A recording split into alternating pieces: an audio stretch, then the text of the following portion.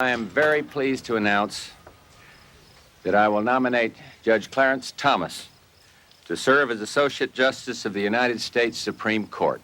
In 1991, the Senate Judiciary Committee met to consider the Supreme Court nomination of Judge Clarence Thomas. As they wrapped up their confirmation hearings, the committee got word about a former employee of Thomas who had privately accused him of sexually harassing her years before. Initially, the all-male committee refused to hear from the woman, whose name was Anita Hill. This is a hearing for a Supreme Court justice. It's going to be there for life. And you would think that if someone who worked with him had important things to say, they would want to hear it. Wouldn't you? A group of congresswomen, including Pat Schroeder and Eleanor Holmes Norton, refused to accept the committee's decision. We decided that some of us had better get over to the Senate, or this was going to be a done deal.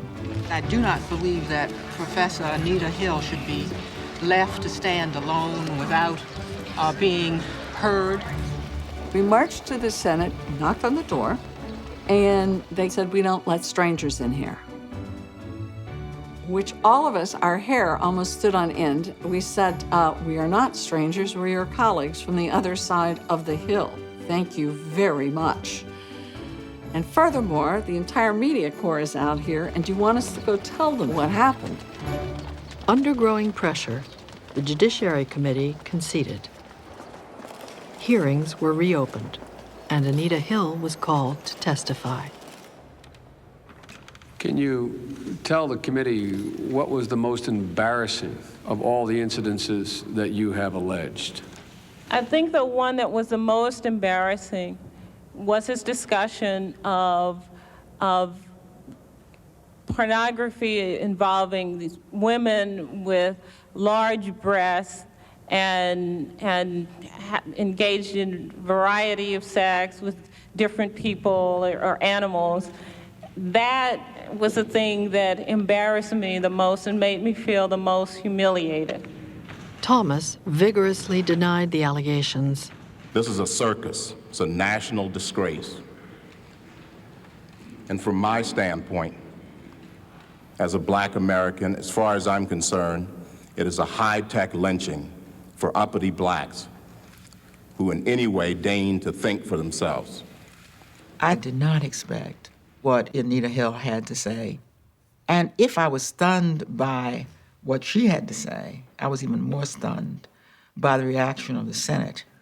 All we've heard for 103 days is about a most remarkable man, and nobody but you has come forward. Their treatment of Anita Hill felt as though she were once again being sexually harassed, and this time in front of the whole country. There is nothing in my background, nothing in my statement. There is no motivation that would show that I would make up something like this. And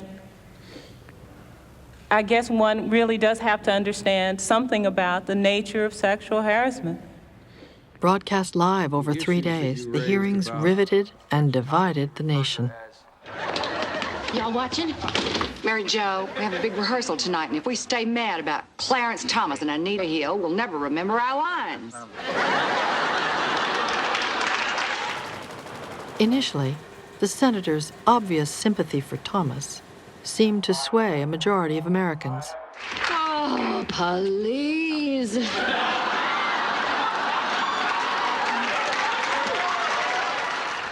I, Clarence Thomas, do The committee went ahead and confirmed Clarence Thomas, but that national conversation that erupted had political implications.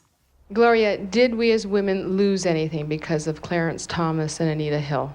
Yeah, we lost a lot, like faith in the Senate, for instance, okay? But I think we gained slightly more than we lost because the education on sexual harassment was enormous, and now the complaints are up 500% in the states. The Anita Hill case made sexual harassment a household phrase.